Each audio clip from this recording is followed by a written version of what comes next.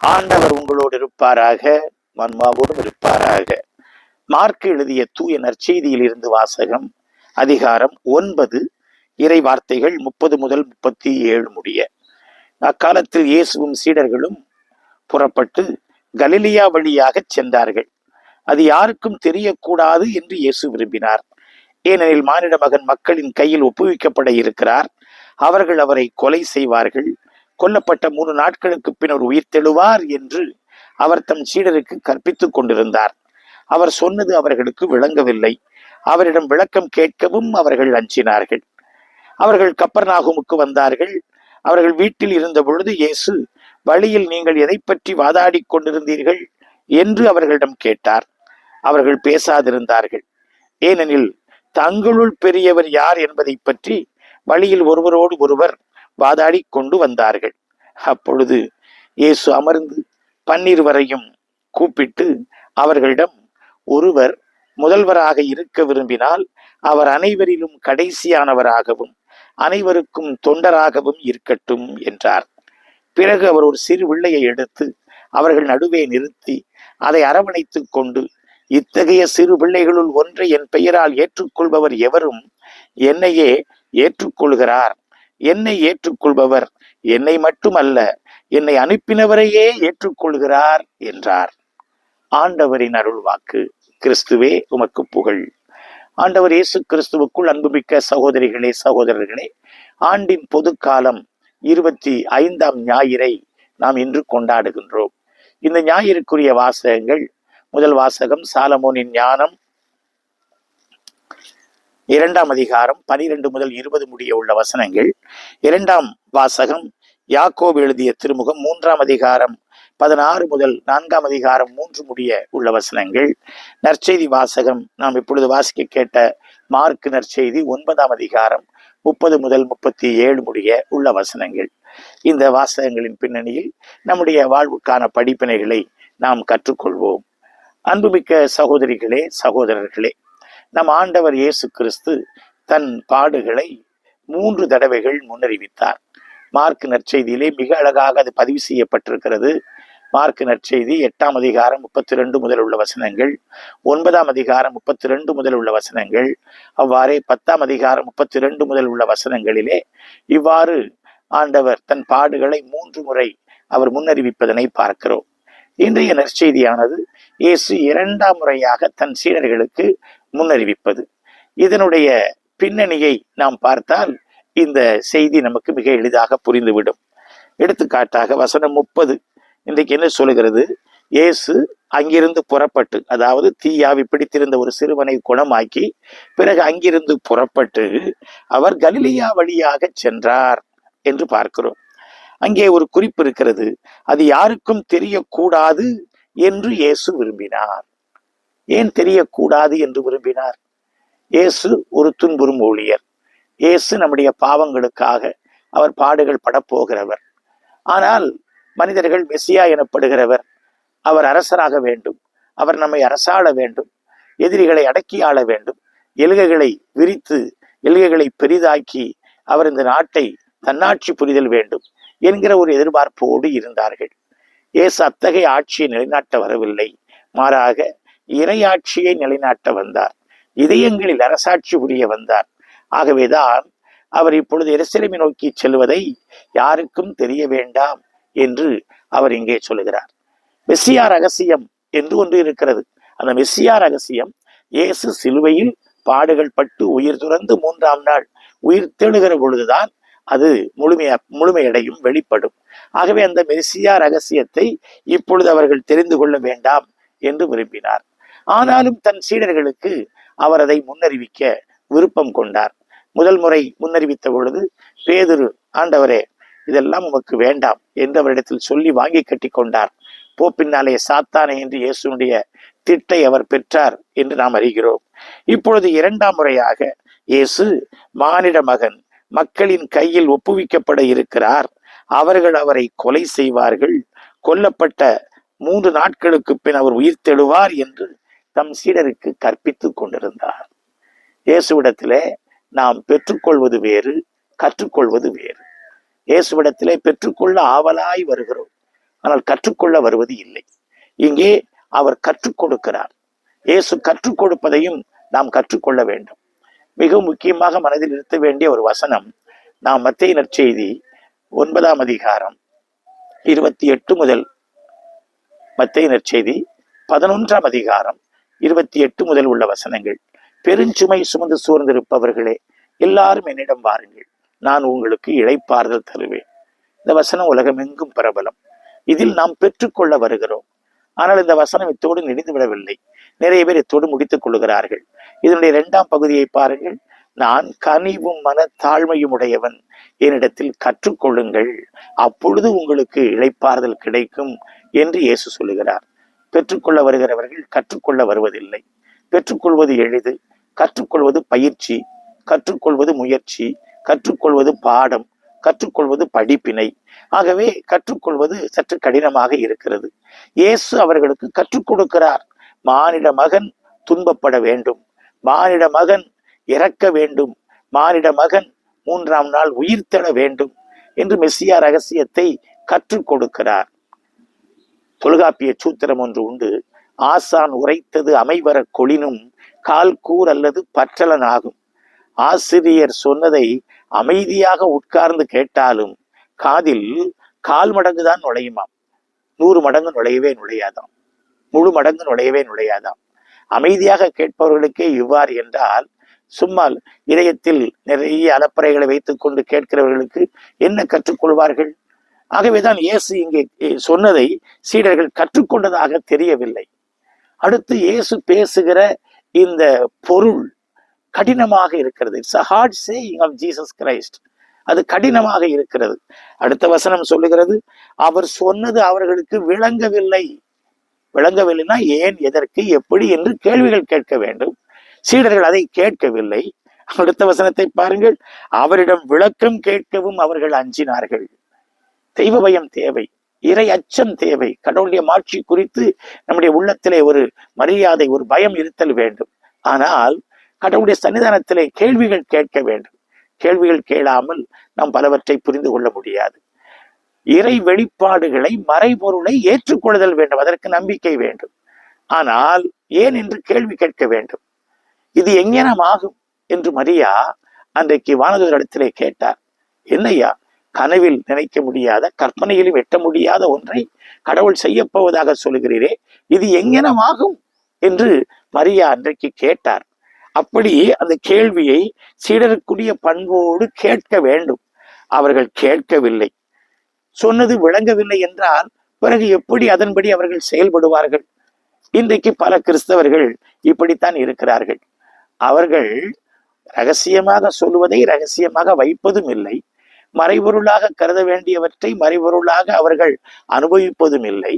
அடுத்து அவர்கள் ஆண்டுடைய வார்த்தையை கேட்கிறார்களே, அதன் பொருள் அவர்களுக்கு விளங்கவும் இல்லை, அதை குறித்து அவர்கள் கேள்வி கேட்பதும் இல்லை. பிறகு எப்படி விசுவாசம் வளரும்? பிறகு எப்படி அவர்கள் சீடராய் சான்று பகர்வார்கள்? நாம் அத்தகைய ஒரு நிலையினை இங்கே பார்க்கிறோம். இதுதான் இன்றைய வாசகத்தினுடைய முதல் பகுதி. அடுத்து 2வது பகுதிக்கு நாம் செல்கிறோம். அது 2வது பத்தியாகவே நமக்கு தரப்பட்டிருக்கிறது. அவர்கள் கப்பர்நகூமுக்கு வந்தார்கள். கப்பர்நகூம் இயேசுவினுடைய 2வது சொந்த ஊர் என்று அழைக்கப்படுகிறது. இயேசு பிறந்த ஊர் பெத்லகேம், வளர்ந்த ஊர் நாசரேத்து. ஆனால் 30 வயதுக்கு பிற்பாடு தன்னுடைய பொது வாழ்க்கை பணியை அவர் தொடங்கிய பொழுது அவர் கப்பர்நகூமை, கலிலேய கடற்கரை பகுதியை தன்னுடைய சொந்த ஊராக ஆக்கி கொண்டார். இந்த ஊரிலிருந்துதான் சீடர்கள் பலர் வந்திருந்தனர். குறிப்பாக பேதுரு அந்த ஊரை சார்ந்தவர். பேதுருடைய மாமியாரை இந்த ஊரில் தான் ஆண்டவர் இயேசு சுகப்படுத்தி இருந்தார். இயேசுவினுடைய நகரம் என்று இந்த ஊரானது அழைக்கப்படுகிறது. அப்படி அந்த ஊருக்கு அவர் வருகிறார். இனி இங்கிருந்து அவர் எருசலேமை நோக்கி பயணிக்க வேண்டும். நல்லது. அப்பொழுது இயேசு சீடரிடத்திலே ஒரு கேள்வி கேட்கிறார். அவர்கள் கேள்வி கேட்க அஞ்சினார்கள். இப்பொழுது இயேசு கேள்வியை முன்வைக்கிறார். வழியில் நீங்கள் எதை பற்றி வாதாடி கொண்டு வந்தீர்கள் என்று அவரிடம் கேட்டார். இதற்கு என்ன? நாங்கள் இதை பற்றி வாதாடி கொண்டு வந்தோம் என்று பதில் சொல்ல வேண்டும். ஆனால் அவர்கள் என்ன செய்தார்கள் தெரியுமா? பைபிள் சொல்லுகிறது, அவர்கள் பேசாதிருந்தார்கள். அவர்களுக்கு வெட்கம், அவர்களுக்கு அவமானம், அவர்களுக்கு கேவலம். இப்ப நாம என்ன சொன்னாலும் வாங்கி கட்டிக்கொள்ள போகிறோம். ஏனென்றால் அவர்கள் பேசியது அவ்வளவு பயனுள்ள ஒரு தலைப்பு அல்ல. அவர்கள் பேசியது ஆண்டவருக்கு உகந்தது அல்ல, ஆண்டவருக்கு ஏற்புடையது அல்ல. நாம் காலையில் எழுந்தவுடன் ஒரு ஜெபம் சொல்லுகிறோமே, ஆண்டவரே என்னுடைய வாயின் சொற்கள் உமக்கு ஏற்றவையாய் இருக்கட்டும், இந்த நாளில் என்னுடைய பார்வைகள் உமக்கு ஏற்றவையாய் இருக்கட்டும், இந்த நாளில் என் சிந்தனைகள் என் எண்ணங்கள் உமக்கு ஏற்றவையாய் இருக்கட்டும் என்று திருப்பாடல் ஆசிரியர் வார்த்தைகளை காலையில் நாம் சொல்லுகிறோமே. ஆண்டவர் நம்மை புனிதப்படுத்த வேண்டும் என்று வேண்டுகிறோமே.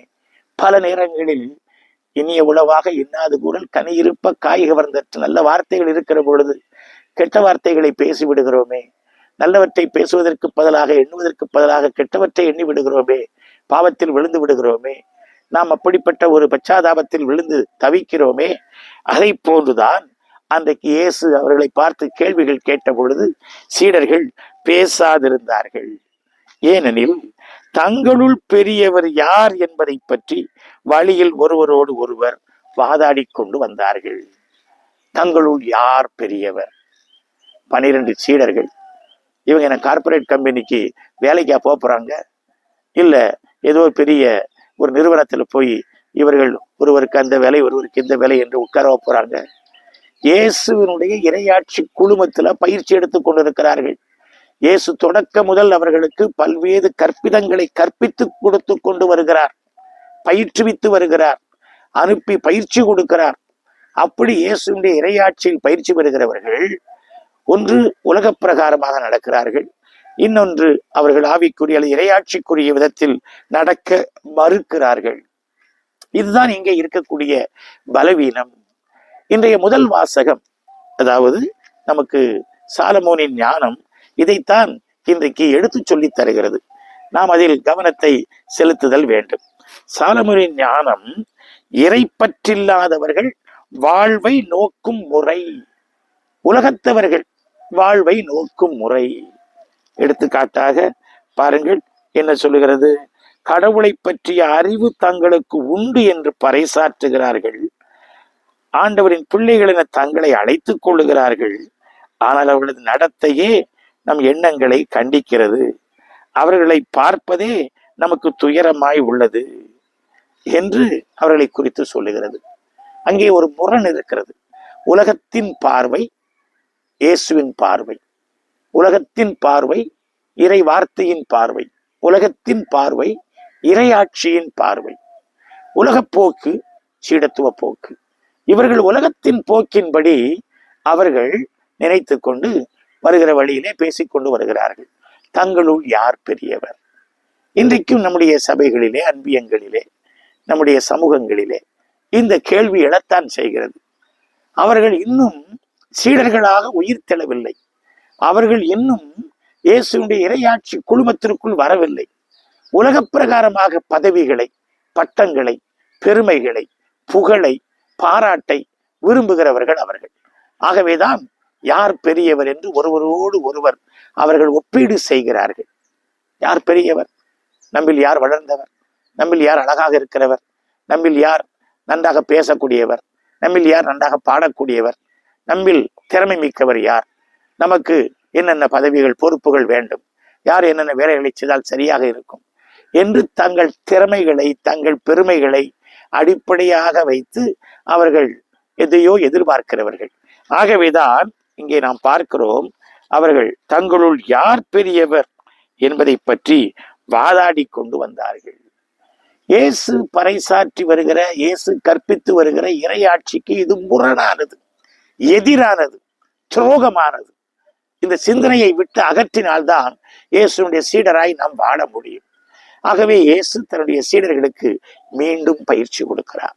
இந்த ஞாயிற்றுக்கிழமை நம்முடைய பங்கு மக்களுக்கு, நம்முடைய பங்கு பேரவையினருக்கு, நம்முடைய அன்பிய தலைவர்களுக்கு, பொறுப்பாளர்களுக்கு, பக்க சபை உறுப்பினர்களுக்கு, ஒவ்வொருவருக்கும் ஆண்டவர் இந்த பயிற்சியை கொடுக்கிறார்.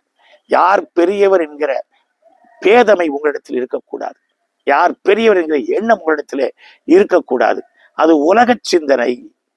ஆகவேதான் நாம் பார்க்கிறோம், அப்பொழுது இயேசு அவர்கள் 12 அழைத்து, ஒருவர் முதல்வராக இருக்க விரும்பினால் அவர் அனைவரிலும் கடைசியானவராகவும் அனைவருக்கும் தொண்டராகவும் இருக்கட்டும் என்று அவர் சொன்னார்.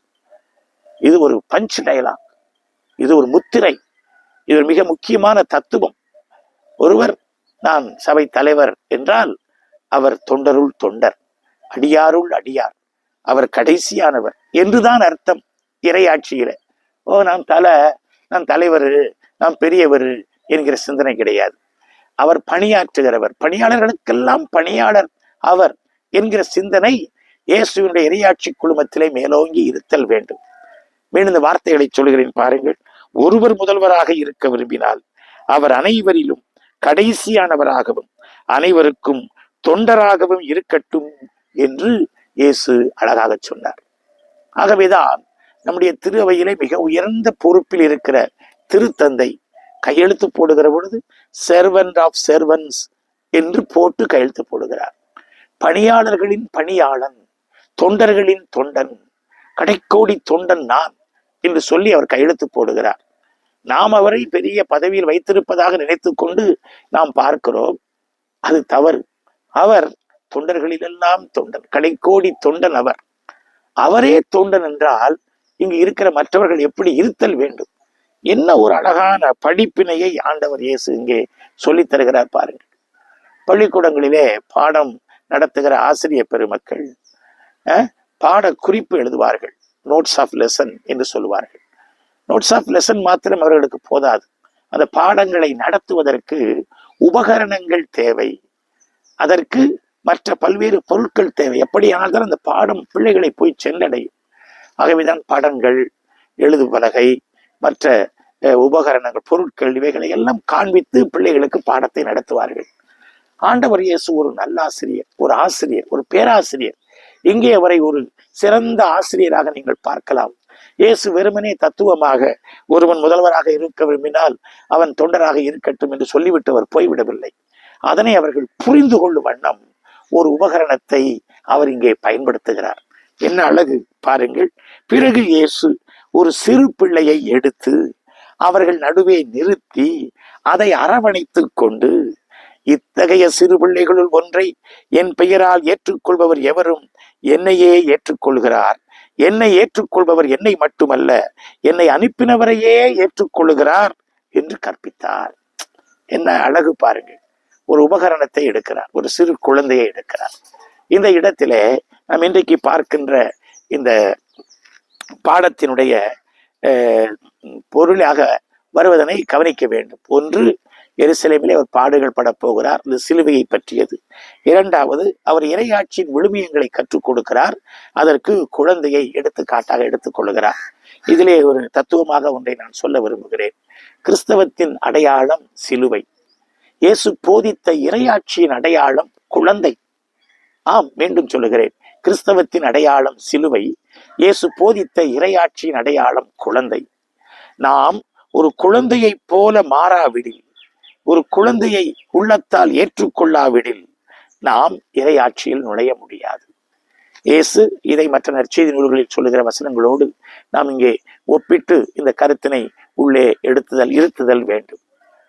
பாருங்கள், சீடர்கள் எனப்படுகிறவர்கள் பிறருக்கு எடுத்துக்காட்டாய் வழங்க வேண்டியவர்கள், நாளைய தலைவர்கள், நாளைய ஆசிரியர்கள், நாளைய போதகர்கள். ஆனால் அவர்களுக்கே இன்னொரு ஆசிரியரை இயேசு அடையாளம் காண்பிக்கிறார். யார் அவர்கள்? குழந்தைகள். குழந்தைகளை மையப்படுத்துகிறார் ஆண்டவர் இயேசு. இவன் குழந்தைய போடியத்துல மேடையில விட்டுட்டு சீடர்களை கீழே உட்கார வைத்து விடுகிறார். நம்முடைய பங்கிலே ஒரு கூட்ட நடைபெற வைத்துக் கொள்வோம். என்ன பண்ணுவோம்? மேடையிலே நாற்காலிகள், இருக்கைகள் போட்டு அதில் ஆயர், மற்ற பெரியவர்கள் எல்லாரையும் உட்கார வைத்திருப்போம். குழந்தைகள் எல்லாரையும் கீழே வச்சிருவோம். இது இறையாட்சியின் பண்பு கிடையாது. இறையாட்சியின் பண்பு ஆயராக இருந்தாலும் சரி, அல்லது பெரிய தலைவராக இருந்தாலும் சரி, அவர்களை கீழே உட்கார வைத்து விட்டு குழந்தைகளை மையப்படுத்த வேண்டும். குழந்தைகளை மேடையில் நிறுத்த வேண்டும். குழந்தைகளிடம் கற்றுக்கொள்ள வேண்டும். எவ்வளவு அதிகம் நாம் குழந்தைகளை நம்முடைய பங்குகளிலே, நம்முடைய பணிகளிலே மையப்படுத்துகிறோமோ அவ்வளவு இறையாட்சியை நாம் கற்றுக்கொள்வோம். இந்த VBS என்று சொல்லுகிறோம், ஞாயிறு மறைக்கல்வி அல்லது ஞாயிறு விவிலிய வகுப்பு என்றெல்லாம் சொல்லுகிறோம், பாலியர் சங்கம் என சொல்லுகிறோம், பீட பூக்கள் என சொல்லுகிறோம், சிறுவர்கள் இயக்கம் என சொல்லுகிறோம். அன்புமிக்கவர்களே, இவையெல்லாம் ஏதோ வங்கிலே வேலை இல்லாமல் குழந்தைகளை நாம் சும்மா கற்றுக் கொடுப்பதற்காக இருக்கிறதா? இல்லை.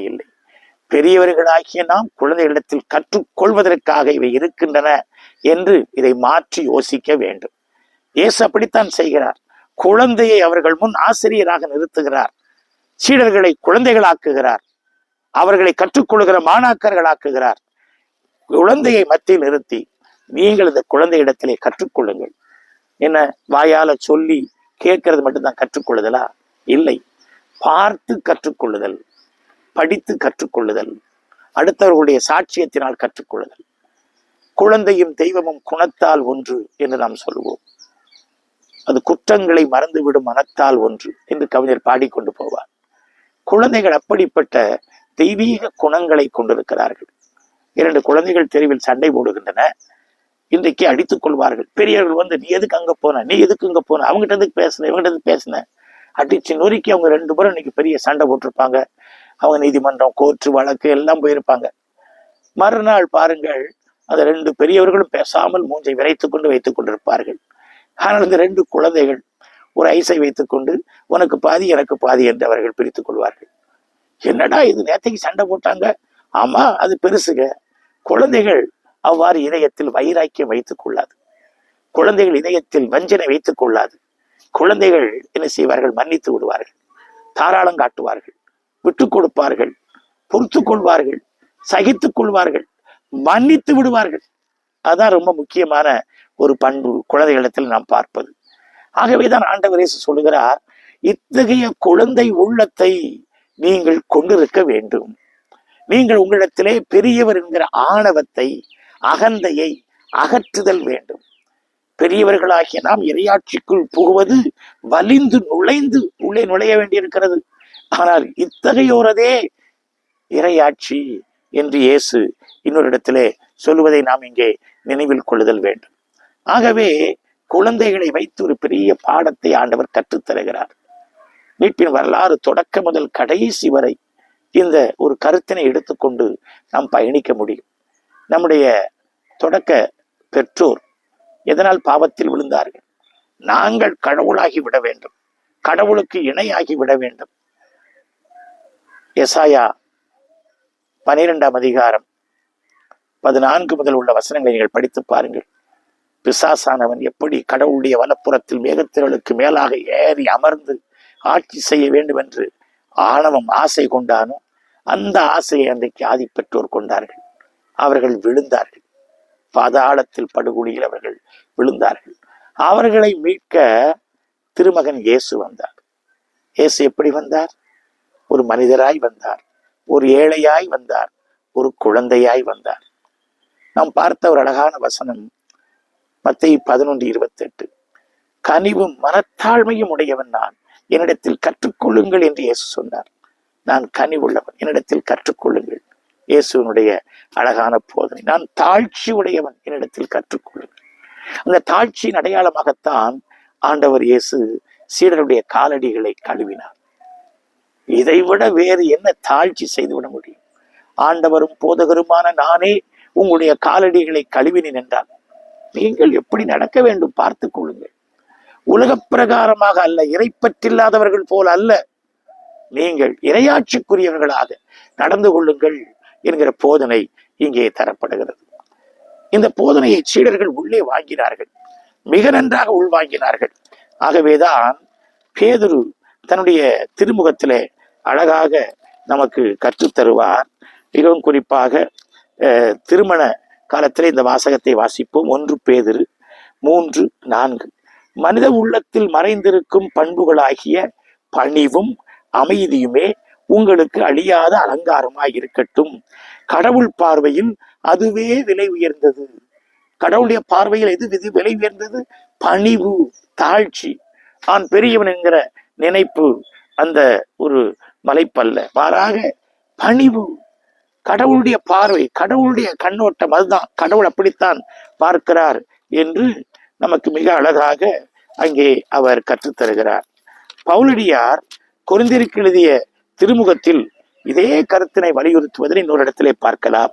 2 கொரிந்தியர் 4:7. இந்த செல்வத்தை மண்பாண்டங்கள் போன்று நாங்கள் கொண்டிருக்கிறோம். இந்த ஈடு இணையற்ற வல்லமை எங்களிடமிருந்து வரவில்லை, அது கடவுளுக்கே உரியது என்பது இதிலிருந்து விளங்குகிறது என்று பவுலடியார் சொல்லுகிறார். தன்னை அவர் உருவகப்படுத்துகிற பொழுது நான் ஒரு மண் பாண்டம் என்று அவர் சொல்லுகிறார். இங்கே நம்முடைய சபைகளிலே சிலருக்கு தாங்கள் தான் தங்க பாண்டம், பொற்பாண்டம், தாங்கள் தான் வெள்ளி பாண்டம், தாங்கள் தான் வெண்கல பாண்டம், தாங்கள் தான் இரும்பு பாண்டம், தங்களை விட்டால் இந்த அமைப்பு நகராது, தங்களை விட்டால் இந்த பங்கு முன்னேறாது, ஒரு படியும் நடக்காது என்று தங்களை குறித்து பெருமிதல் பீத்தல் எண்ணங்கள் இருக்கின்றன.